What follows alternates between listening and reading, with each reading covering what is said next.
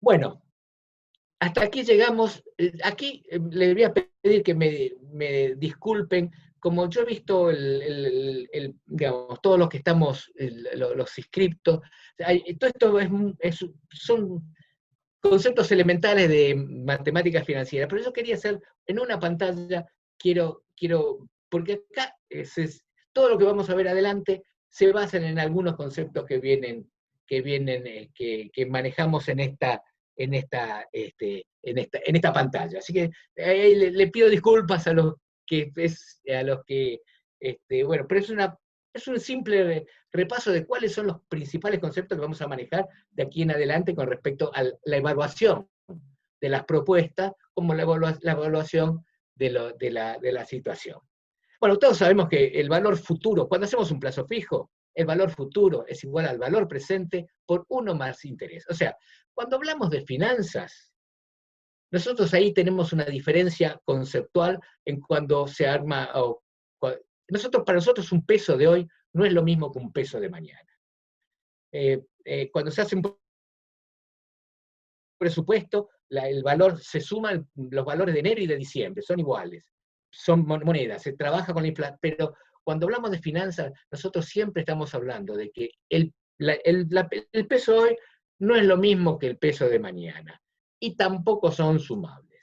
¿Cuál es el concepto? El concepto del valor futuro es igual al valor presente por 1 más el rendimiento, el interés, el rendimiento, como se quiera, de distintas maneras lo podemos llamar. Si hacemos un pasaje de términos, el valor presente pasa a ser igual al valor futuro dividido 1 más el rendimiento. Esto sí es un valor, ¿no es cierto? Pero si el mismo concepto lo extendemos a un flujo de fondos, el valor presente del flujo de fondos es esta fórmula que es el flujo descontado, o sea, el valor presente no es otra cosa que el flujo descontado, el valor actual de un flujo futuro descontado a cierta tasa de rendimiento. Para un título público, esta es la única fórmula, esto es lo que vamos a usar, este es el concepto que vamos a usar.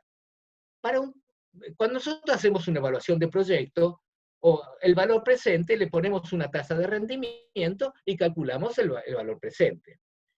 Cuando evaluamos un título público, el valor presente, no hay más valor presente, no hay más valor actual que el precio. Ese es el verdadero valor presente. Entonces nosotros tenemos dos posibilidades, y esas son las que vamos a trabajar. Si nosotros tenemos el precio, o sea, si tenemos el valor presente, en esta ecuación, ¿cuál es la incógnita? La incógnita es cuál es el rendimiento. O sea, ¿cuál es el rendimiento que hace que el flujo de fondos descontados sea igual al valor presente? Esto no es más, o sea, ese cálculo del rendimiento es la introducción a lo que vamos a ver ahora, que es a lo que se llama el riesgo país. ¿Qué es el riesgo país? El riesgo país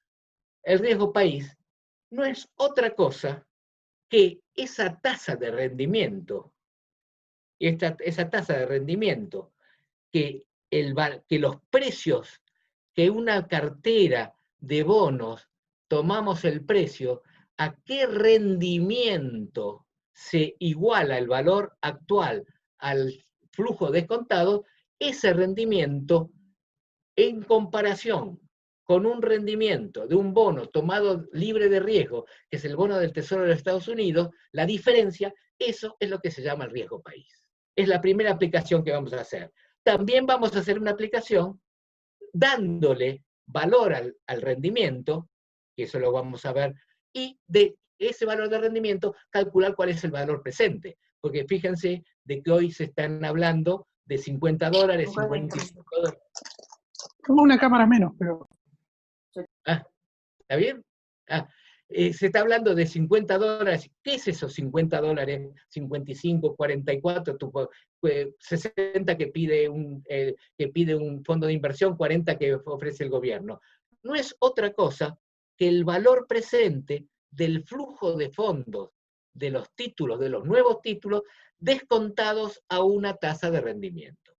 Este es el concepto que vamos a usar de ahora en más. O sea, el riesgo país, en definitiva, el riesgo país, que se mide con el ENVI, fue creado por JP Morgan, y que es aplicar la fórmula que vimos recién, nada más que a un conjunto, a una cartera de títulos, a una cartera de bonos, emitidos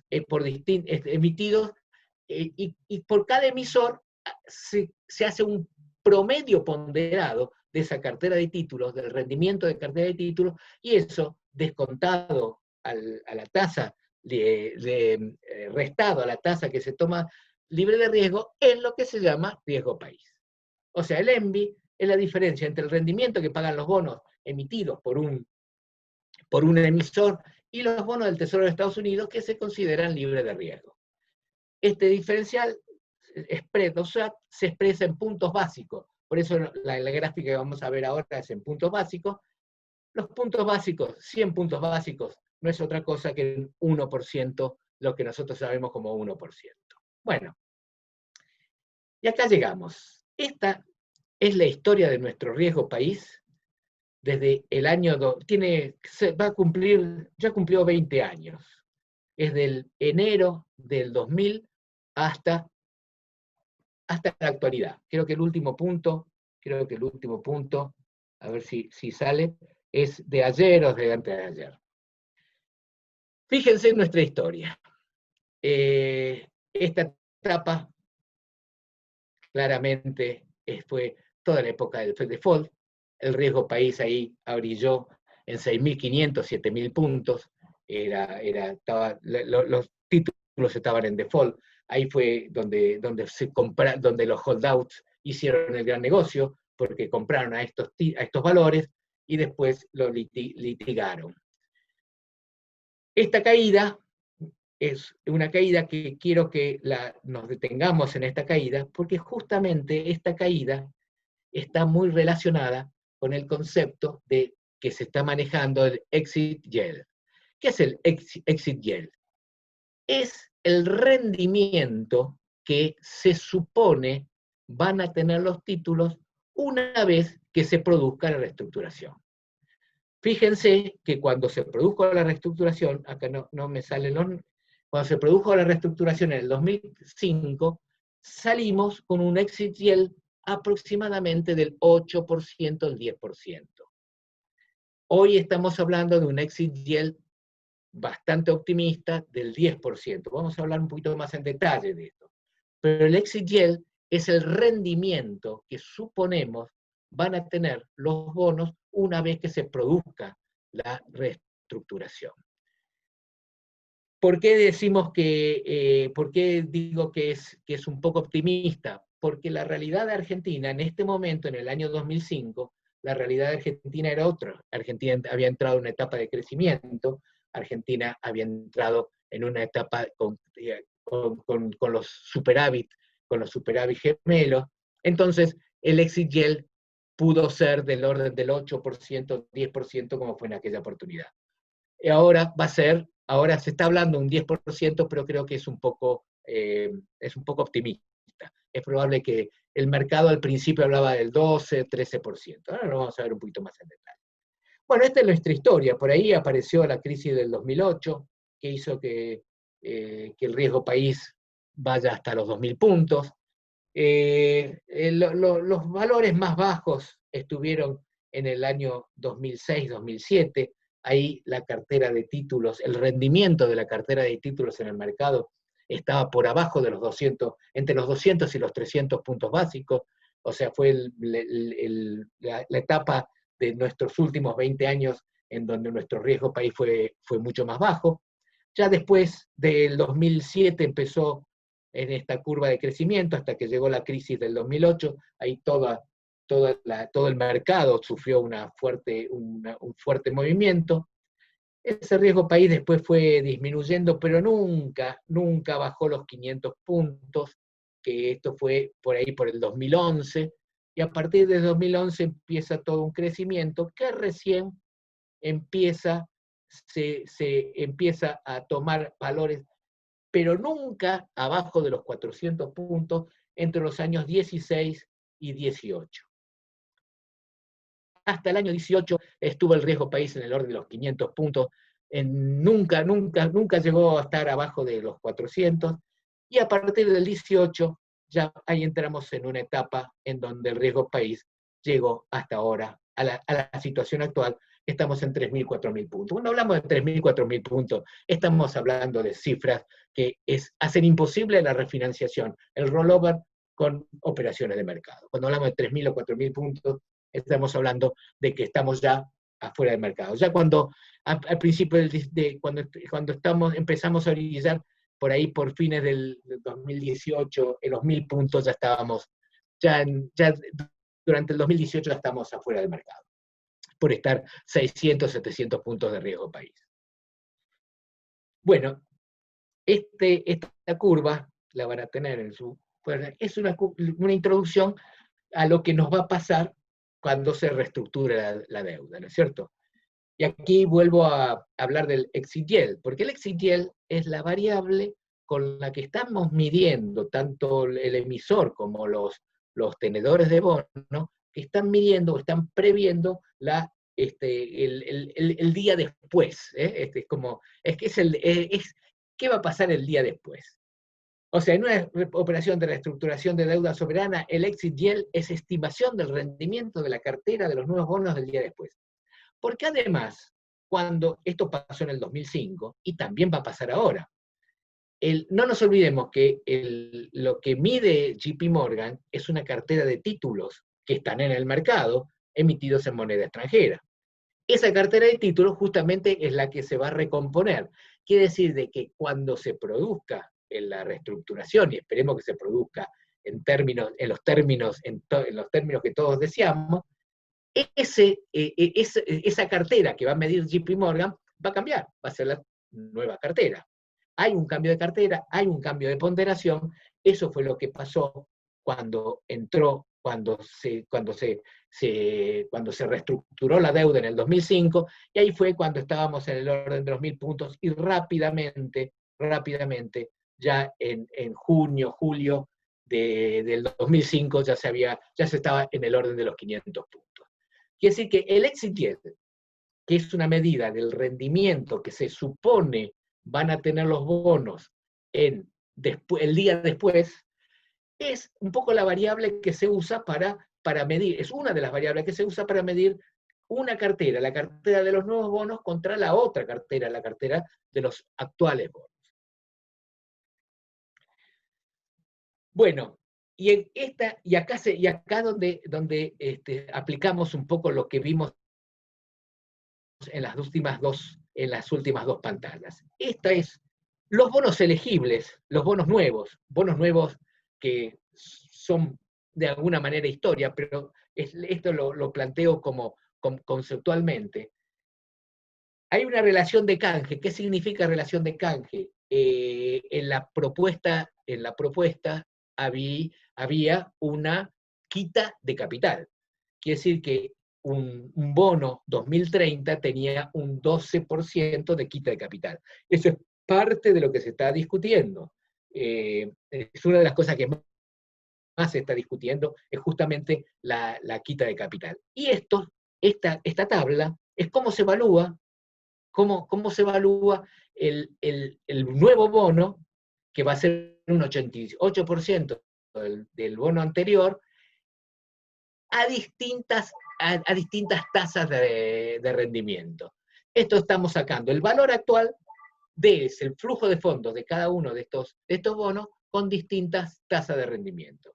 Estamos usando bastante. O sea, si vemos que para un exit yield del 10%, los nuevos bonos van a estar en un valor entre 33, que es el caso del 2047, en euro, que es el más castigado, o 39, que es el del 2047 en dólares, y el máximo valor es el valor del 2039, que eso es un título que no tiene quita, porque son los títulos por los cuales que se propuso, no que se van, sino que se propuso canjear los bonos par y discount. Los bonos par y discount se cambian por el 2039 y 2043, el resto son para los bonos globales. Pero bueno, esta es simplemente un análisis de la propuesta, que seguramente va a haber otros, ya se están analizando, con este mismo concepto se analizan las propuestas, las contrapropuestas, y eso es algo que vamos a ver ahora. Bueno, con esa propuesta, ¿qué se tiene que cumplir para que esa propuesta sea aceptable? Los bonistas pueden aceptar o no aceptar. Si aceptan la oferta de canje y se superan las cláusulas de acción colectiva, el canje va a ser no solo va a ser voluntario para los nuevos bonos seleccionados por los bonistas, sino si los bonistas que no participan y alcanzan la mayoría establecida en la CA, el canje es compulsivo para el 100%. Esta es la medida anti-holdout. A esto es a lo que se pretende. Ahora, si los bonistas que aceptan el canje no alcanzan las mayorías establecidas en las cláusulas de acción colectiva, ahí van a quedar bonos afuera del canje voluntario y esos no se canjean y esos van a entrar en un proceso de litigiosidad, que es lo que precisamente en la Argentina necesitamos evitar. Por eso es tan importante el esfuerzo que se está haciendo para justamente para evitar esa litigiosidad. Bueno, acá está la explicación de la cláusula Rufo, que esa cláusula es, si llega a haber si supongan, acá se puede ver un poco mejor cuál es el significado de la cláusula Rufo. Si estos bonos que entraron al cambio no alcanzan a las cláusulas de acción colectiva, y con los bonistas que no participaron, luego se la reestructura esa deuda o se la canjea en mejores condiciones, los bonistas que aceptaron el canje tienen derecho a reclamar por las mejores condiciones que aquellos bonistas que no aceptaron el canje, no se alcanzaron las condiciones, no se alcanzaron las CACs, y los que quedaron afuera han sido reestructurados de otra manera. Si esas condiciones son mejores que las originales, los bonistas que sí aceptaron el canje tienen derecho a reclamar por esas condiciones. Eso es lo que significa la cláusula Rufo. Lamento no poder preguntar cómo andamos, pero bueno, las preguntas finales me van a dar una señal de cómo andamos. Bueno, acá en esta pantalla vemos un poquito más en detalle las diferencias entre las cláusulas de acción colectiva. Hay distintas variantes, la verdad que hay distintas variantes. Cada uno de los indentures, los del par y discount, las condiciones del indenture 2005 son más estrictas. Fíjense que cuando hablamos de serie, de 2 o más series, estamos hablando del 85%, de 66% por cada serie, y 75% en el caso de los bonos globales. Pero eso es, digamos, un tecnicismo. De alguna manera el concepto fundamental es que estas cláusulas de acción colectiva son cláusulas que tienden, digamos, es el objetivo a alcanzar en el proceso de reestructuración para evitar la litigiosidad, la posterior litigiosidad de los holdouts. Bueno, a esta contrapropuesta, acá hay esto salió publicado en algunos medios, yo tomé lo que salió publicado en ámbito financiero. La contrapropuesta pareciera que fueran 3, pero exactamente no son 3, pero no importa. Lo fundamental es que acá el valor presente neto que aspiran está entre 58 y 60 dólares. La propuesta estaba entre 40 y 42 dólares como mucho. Quiere decir de que no están tan lejos una propuesta de la contrapropuesta. Es parte de todo este tiempo que le queda, que queda para ir acercando posiciones, con el objetivo, claro, de evitar la litigiosidad una vez efectuado el cambio. Por supuesto que el punto delicado, lo que mueve el amperímetro son los intereses. Tanto el adelantar los intereses como el de la tasa de interés son muy sensibles al valor presente neto de la oferta o de la contraoferta. O sea, los intereses acá son mayores, hay la contrapropuesta plantea intereses mayores, obviamente, era de esperar, ahora entre el 4 y el 5%, cuando el promedio propuesto por la primera propuesta fue del 2,25. Los tres grupos plantearon solo un año de espera, esto es importante también. Pareciera que los 3 años de espera para el primer cobro, el periodo de gracia de 2 años y medio de intereses para el primer cobro, no ha resultado muy digerible para los bonistas, así que esto es parte de lo que se está negociando. Este es un final abierto, que veremos pero las puntas no parecen tan lejanas y no parece tan lejano el conseguir el objetivo de alcanzar las cláusulas, las mayorías necesarias para evitar esto, el default.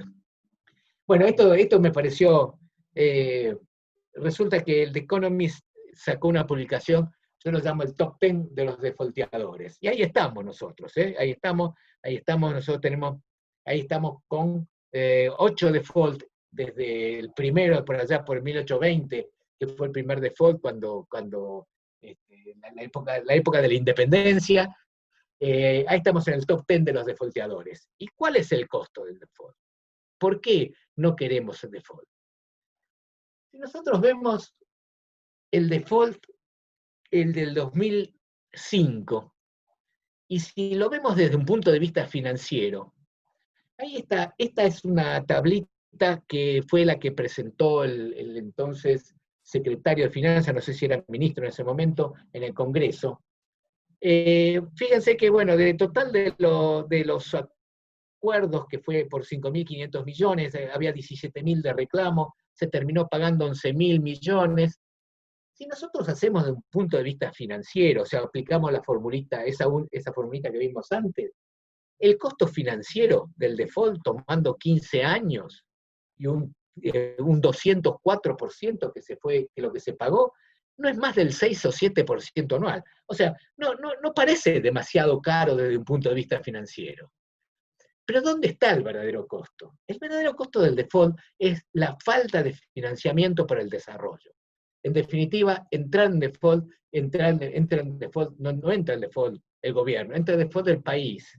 Y el verdadero costo, justamente, no es el costo financiero, el costo de la litigiosidad. El verdadero costo es no contar con financiamiento. Así que ese es lo que creo que es el desafío de este actual proceso, es obtener un arreglo que sea sustentable la deuda y que nos permita, de alguna manera, seguir dentro acceder al financiamiento a tasas razonables, sobre todo para el desarrollo. Bueno, un segundito, vamos a hacer las conclusiones. En definitiva, creo que estoy más o menos bien en tiempo. Las conclusiones las voy a dividir en 3 partes, ¿no es cierto? Con respecto a lo que está pasando, estamos en un proceso crítico con final abierto. Esta serie todavía no terminó, esta temporada no terminó. El 30 de julio es la nueva fecha límite y definitiva para llegar a un acuerdo. Ahora les voy a explicar por qué. O sea, mañana entramos en default, mañana se va a extender el plazo de negociación, no sabemos que vence el 22, o sea, que vence mañana, no sabemos y lo que va a tener que hacer el gobierno es presentarse a la Security Exchange Commission justamente para establecer una prórroga a este proceso del default. ¿Por qué esto es posible? ¿Por qué esto es factible y podemos estar tranquilos hasta fin de julio?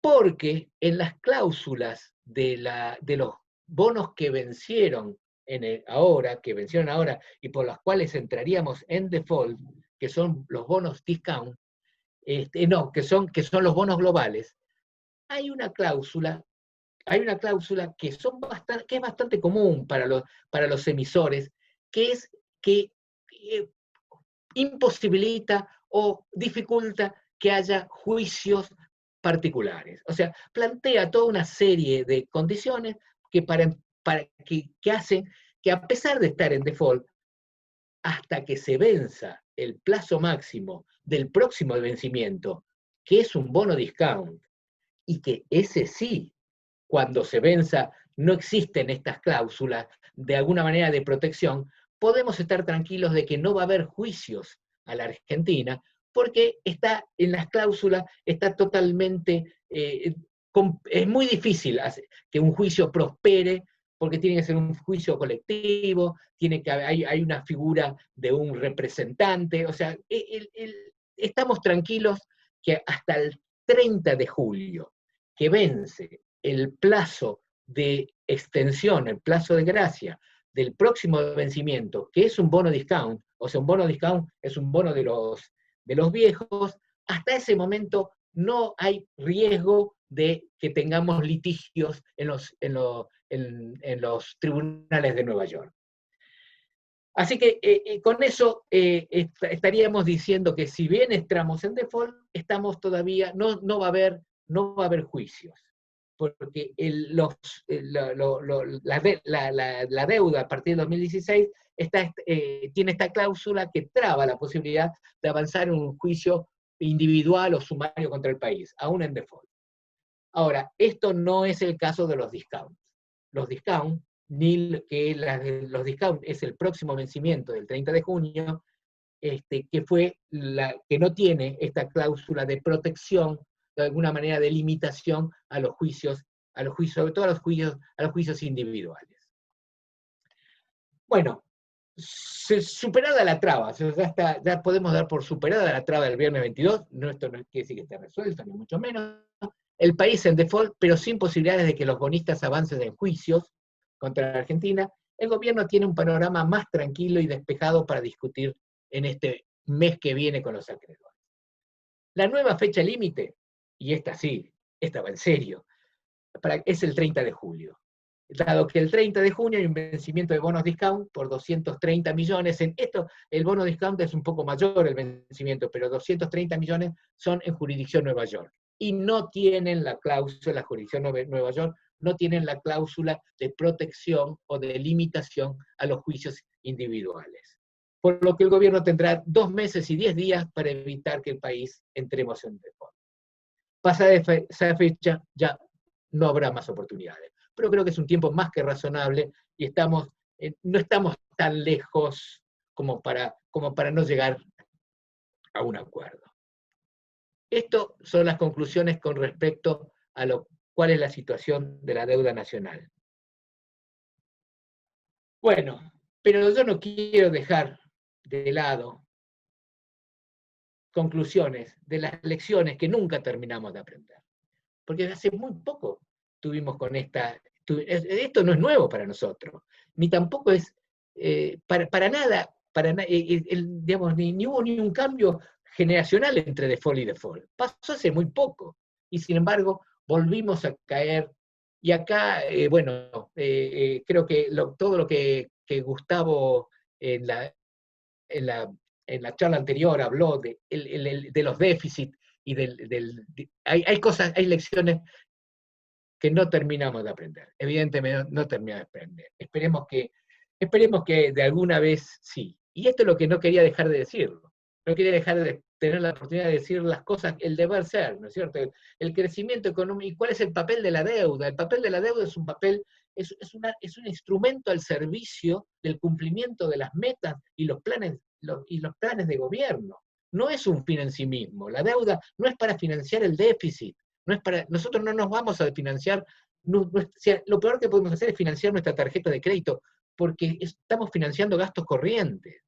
O sea, crecimiento económico y orden fiscal, llegando a la regla de oro de que todo el gasto corriente sea financiado con ingresos corrientes. requieren buen gerenciamiento de la deuda, por supuesto, pero no financiar el déficit con la deuda. ¿Cuáles son los objetivos del gerenciamiento de la deuda? Son tres objetivos fundamentales. Cumplir con el principio de equidad intertemporal. Este es un principio que nos olvidamos, y nos olvidamos por eso, y por eso la responsabilidad de la deuda es responsabilidad del Congreso.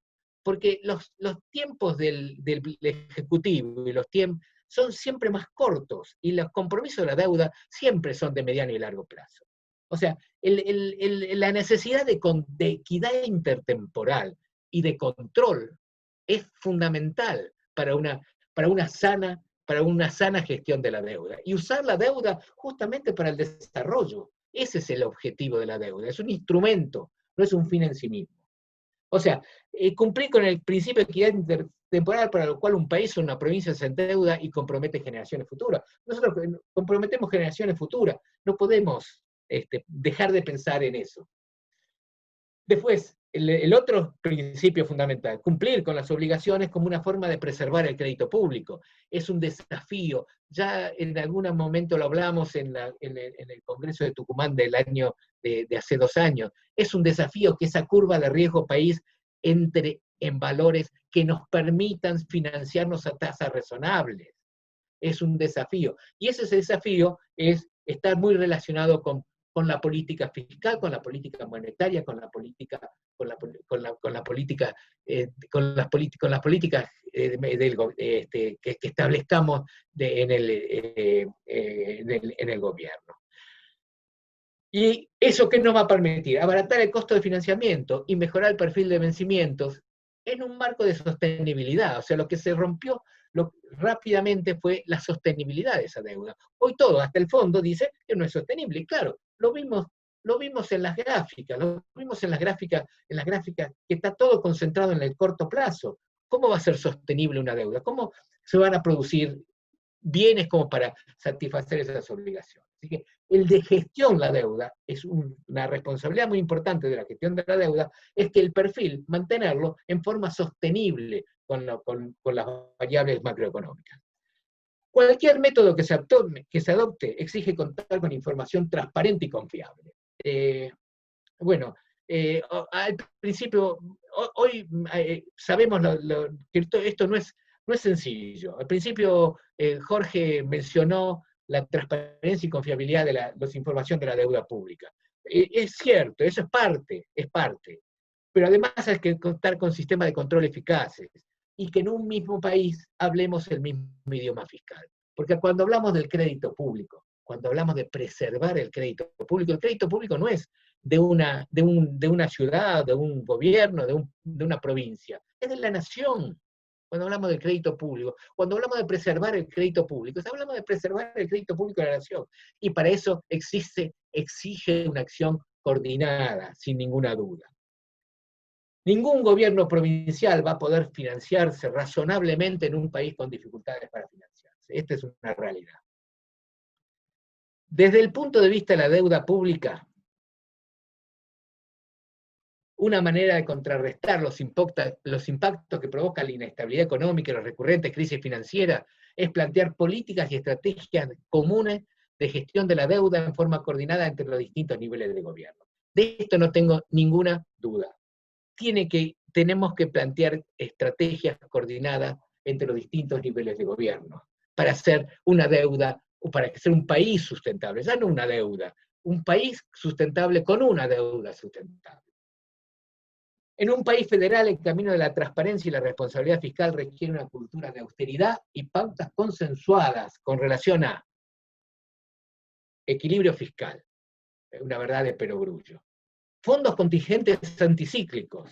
Qué bueno que son estos fondos contingentes anticíclicos para situaciones como la que estamos viendo, para la pandemia que estamos viviendo ahora.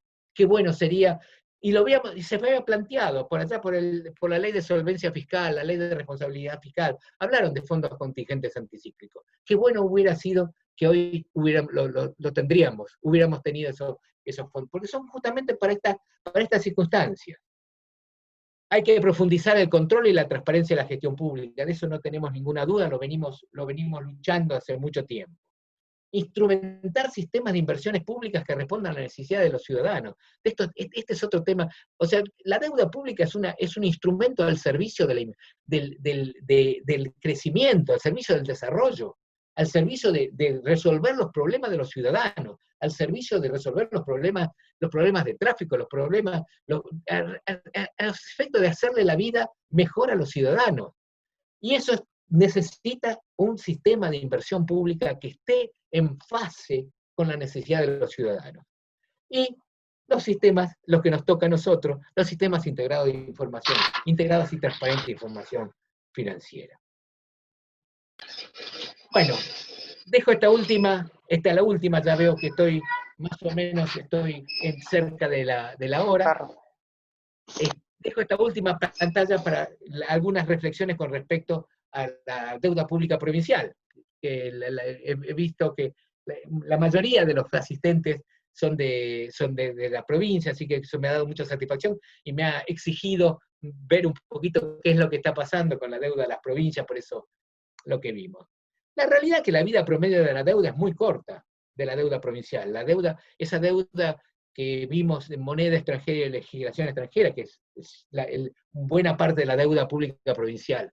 Y sin financiamiento para rollover será un verdadero desafío hacer frente a las obligaciones en un contexto futuro, sin viento de cola, porque no tenemos viento, el viento de cola que nos permita hacer una...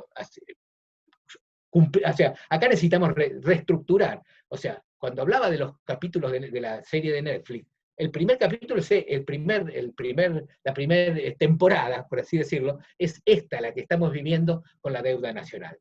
Otra temporada va a ser lo que pase con la deuda nacional en moneda extranjera con legislación nacional.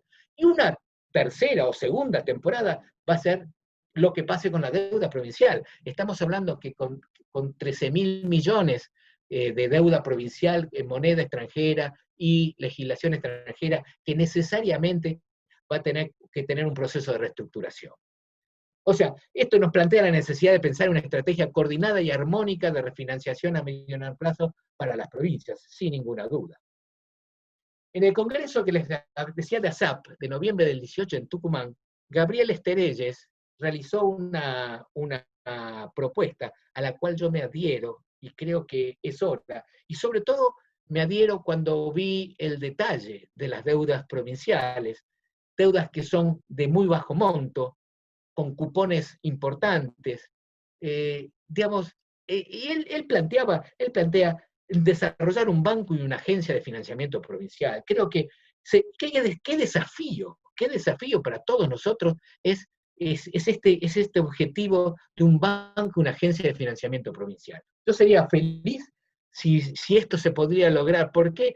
Porque el banco que agrupe mandatos ahora de rollover podría emitir un único bono con la garantía de la coparticipación, con garantía federal y con muchísima mayor liquidez, que podría llevar a spreads muy cercanos al soberano. O sea, me adhiero 100% a lo propuesto por Gabriel. Creo que estamos en un momento que no lo veo tan lejano ni tan imposible de lograr. Creo que estamos en condiciones de lograrlo, de plantearlo, por lo menos de plantearlo. Ojalá. Bueno, con esto termino. Y bueno, no quería dejar de recordar en este ambiente, no solo darle muchas gracias a la filial Comahue que tuvo esta hermosa iniciativa que nos ha empujado a las nuevas tecnologías y nos ha empujado a transmitir nuestra humilde colaboración. No quería dejar de recordar en relación al último comentario de la necesidad o la propuesta de un banco. No nos olvidemos lo que nos decía José Hernández, lo que nos decía Martín Fierro. José Hernández era un medio, ¿no es cierto? No nos olvidemos, lo dejo ahí. Así que muchas gracias. La verdad que ha sido un placer este desafío. Le agradezco particularmente a Pablo y a toda la filial Comahue por habernos empujado a esta aventura. Y bueno, quedo a disposición para las preguntas que estimen, que necesiten, que quieran hacer. Bueno, muchísimas gracias, Emilio, por tu clarísima exposición, completa. Me parece que todos la pudimos escuchar perfectamente. Salió impecable en el sentido de la imagen, el audio y ni hablar de contenido, ¿no? Así que bueno, muchísimas gracias por habernos brindado esta charla que arrojó muchísima claridad sobre el tema. Bueno, tenemos preguntas, pero tenemos la persona encargada de hacer las preguntas, en principio es Enrique Driussi, pero Enrique está con algunos problemas técnicos, así que vamos a intentar que él las haga las preguntas, y si hay algún problema vamos a pasar a un plan B. Entonces, le pido a Cata que por favor le abra el micrófono a Enrique Driussi, y que él pueda formular la primera pregunta para que conteste Emilio Nastri, por favor.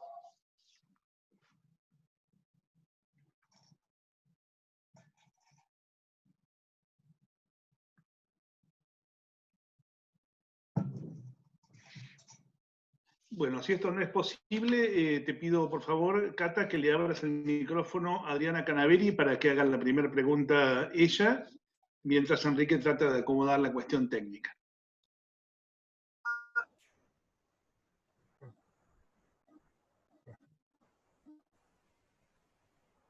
Hola, buenas tardes, Emilio. Un placer escucharte. Muchas gracias por toda la explicación que diste. Aprovecho y hago entonces la consulta que llegó. Dice, ¿por qué en la negociación de la deuda del 2003 no se tuvo en cuenta una cláusula que obligara a aceptar el acuerdo para quienes en minoría no estuvieran de acuerdo, evitándose así el reclamo de los fondos buitres?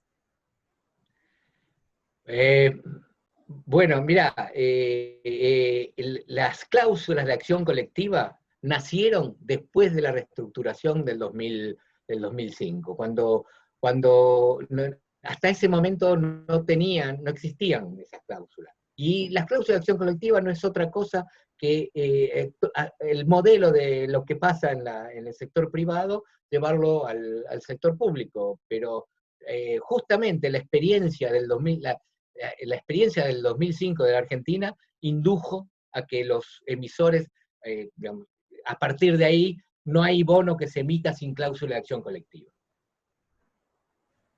Bueno, perfecto. Ahora sigue Enrique. No sé si estás escuchando, Enrique, si podés hacer la siguiente pregunta, por favor.